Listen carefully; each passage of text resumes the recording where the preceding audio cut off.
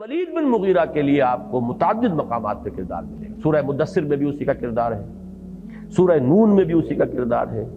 اور یہاں پر بھی عام طور پر لوگوں نے یہی سمجھا ہے کہ یہ ولید بن مغیرہ کی کردار نگاری ہو رہی ہے۔ یہ وہ شخص ہے جو اسلام کو پہچان چکا۔ سورہ مدثر میں اس کا نقشہ کھینچا گیا ہے کہ وہ مان گیا تھا تقریباً کہ یہ نہیں، تم کہتے ہو کہ یہ شاعری نہیں ہے، قطعاً میں نے بہت شاعروں کا کلام سنا ہے، یہ محمد جو پیش کر رہے ہیں شاعری نہیں ہے۔ اچھا تم کہتے ہو یہ کہانت ہے، میں ہرگز نہیں کہہ سکتا یہ کہانت ہے، میرے بہت سے کاہنوں کے ساتھ میرے مراسم میں دوستیاں ہیں، میں ان کے کلام کو پہچانتا ہوں، پرکھتا ہوں، یہ کہانت نہیں ہے۔ اب لوگوں کے ہاتھوں کے طوطے اڑ گئے کہ گیا یہ تو ہاتھ سے ولید بن مغیرہ، اس پر تو جادو چل گیا محمد کا۔ انہوں نے جو شور مچایا تو فوراً پھر اس نے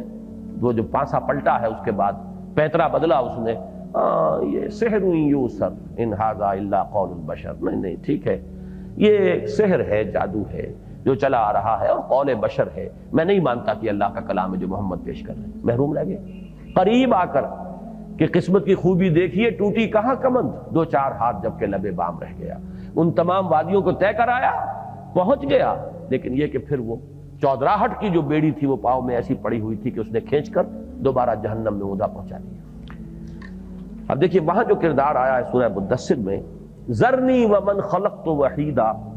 وجعلت له مالا ممدودا وبنین شہودا ومہدت له تمہیدا ثم یطمع ان ازیدا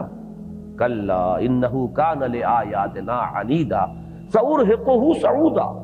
انہ فکر وقدر فقتل کیف قدر ثم قتل کیف قدر ثم نظر ثم عبس وبصر ثم ادبر واستکبر فقال ان ھذا الا سحر یوسر ان ھذا الا قول البشر۔ اب یہ ہے گویا کہ اس آیت کی شرح، ان القرآن یفسر بعضہ بعضا، قرآن مجید کا ایک حصہ دوسرے حصے کی تفسیر کرتا ہے۔ وہاں یہ ایک آیت میں سمو دیا گیا، یہاں پورا نقشہ اس کا کھینچ دیا گیا کہ اس نے غور کیا، تیوری چڑھائی، سوچا، اور اس میں بھی ابھی وہ نہیں ہے جو کہ یعنی آپ کو تفسیری جو روایات ہیں ان میں ملتا ہے کہ جب کہا کہ لوگوں نے کہا کہ کیا وہ کہنا چاہیے، محمد جو کلام پیش کر رہے ہیں وہ کیا ہے، شاعری کہنی چاہیے۔ نہیں شاعری نہیں بھائی، کیا بات کر رہے ہیں، میں شاعروں کے کلام کو خوب پرکھ سکتا ہوں، میں ناقد ہوں، تنقید کا فن مجھے آتا ہے، یہ شاعری نہیں۔ اچھا تو پھر ہمیں یہ کہنا چاہیے کہ یہ کاہنوں کا کلام ہے۔ انہوں نے کہا نہیں یہ نہیں، آخر کاہنوں سے ہم واقف ہیں، ان کی جو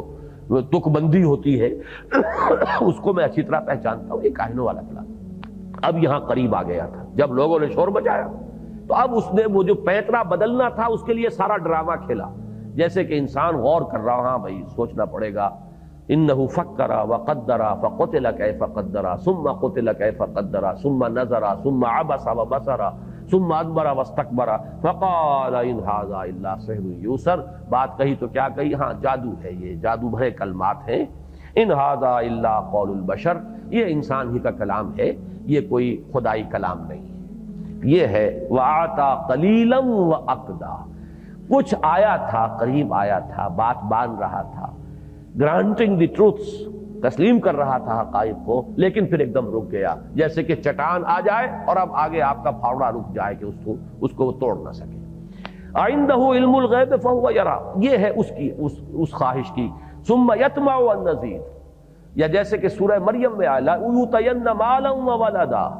مجھے لازماً ملے گا، مجھے یہاں سب کچھ ملا ہے تو وہاں بھی ملے گا۔ سورہ کہف میں بھی آیا ہے، وہ جو دو افراد کا مکالمہ دیا گیا ہے کہ مجھے یہاں سے بہتر ملے گا وہاں۔ وَلَئِن رُدِدتُّ إِلَىٰ رَبِّي لَأَجِدَنَّ خَيْرًا مِّنْهَا مُنقَلَبًا، اول تو مجھے یہ گمان ہی نہیں ہے کہ کوئی قیامت ہوگی، کوئی جنت دوزخ ہے، سب ڈھکوسلے ہیں، لیکن بالفرض مجھے اپنے رب کی طرف لوٹایا بھی گیا تو لازماً مجھے یہاں سے بھی بہتر ملے گا۔ یہ اس پر ہے اصل میں تبصرہ، عندہ علم الغیب فہو یرا، کیا اس کے پاس غیب کا علم ہے جو وہ دیکھ رہا ہے؟